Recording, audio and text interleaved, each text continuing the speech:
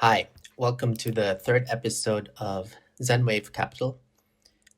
This episode will be part of a three-part mini-series to end the year 2025 because my plan is to release one video every week.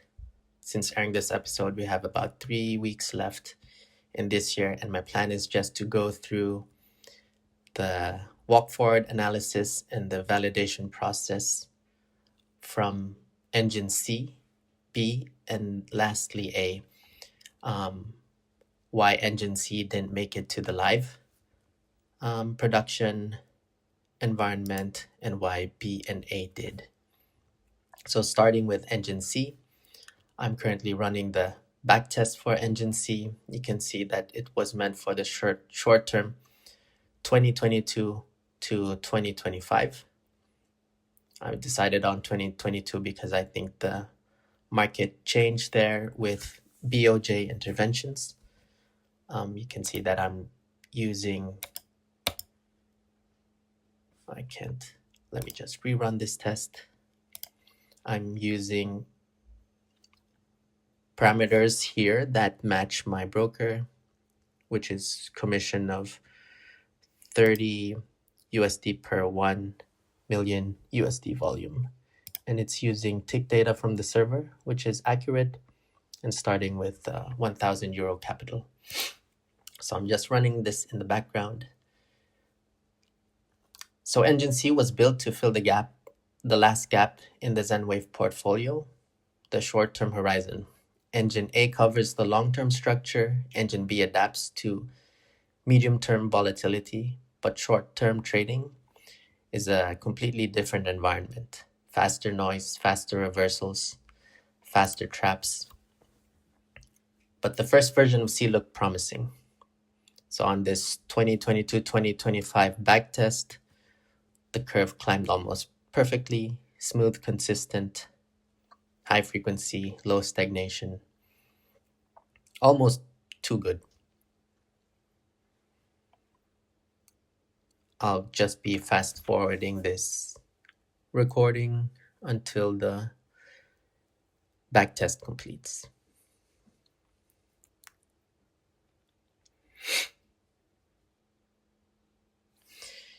Okay, so this is the equity curve of the full year with optimized parameters for the engine C from 2022 to 2025. It looks really good. The problem with backtesting is simple. It shows you what worked once with one set of parameters in one continuous historical path. It's a good starting point, but an incredibly weak form of validation. Engine C looked amazing here, but backtests alone don't mean anything. Not in real trading, not in real uncertainty. And that's what walk-forward analysis is for. So walk-forward analysis splits history into slices. Train here, test there, move forward, repeat. So using the acronyms IS for in-sample and OOS, out of sample. It simulates what would happen if you were trading the strategy for real, year after year, without knowing the future.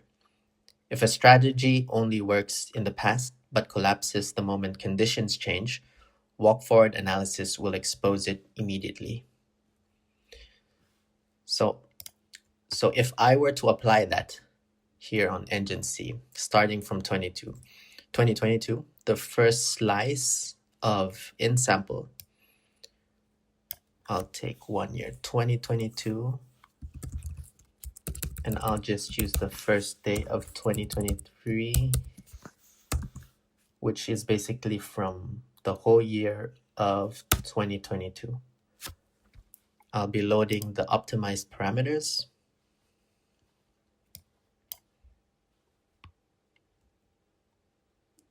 For C1, which is the first slice.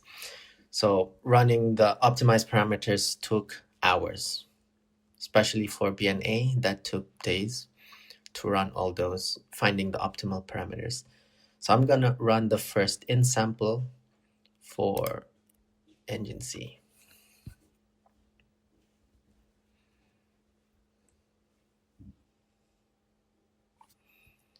Okay, so as you can see, this is the optimized parameters for this time period. And now let's run it on the out of sample period, which would be 2023. We reverse it and then end it in the half year, which is just choose 1st of July 2023.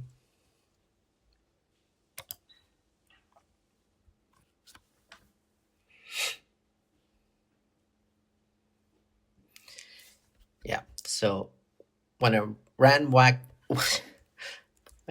I ran walk forward analysis on engine C, I expected to see at least a few stable slices, not perfection, just consistency. But what actually happened was immediate collapse on the very first walk forward window. What looked like clean structure in the backtest was actually just curve fit behavior. The logic that worked so well in the backtest could not generalize at all. It wasn't robust, it wasn't stable, it wasn't real. So short-term trading demands a different kind of logic. Long-term structure doesn't translate.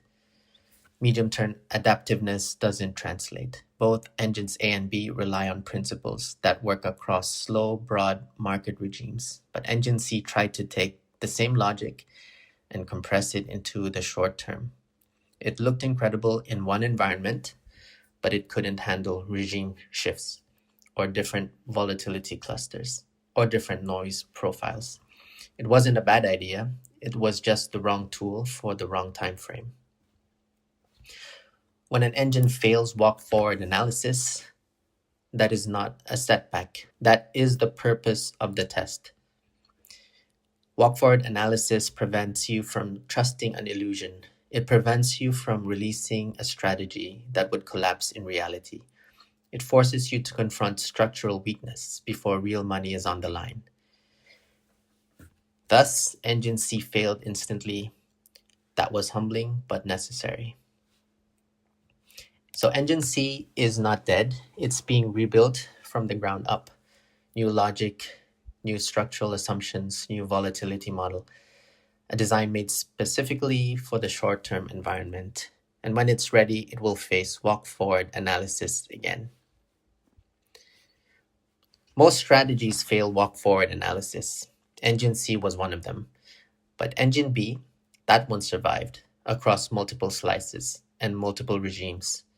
In the next episode, we'll break down exactly why.